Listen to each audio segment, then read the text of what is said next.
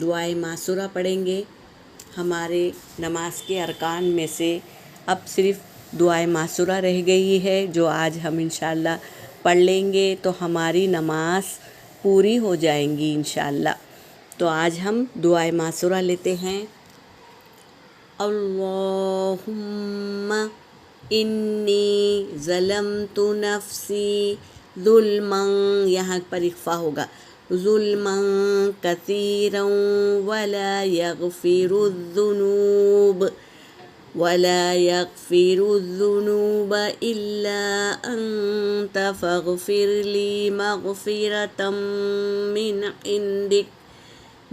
عندك وارحمنی انک انت الغفور الرحیم۔ اس طرح پڑھیں گے انشاءاللہ۔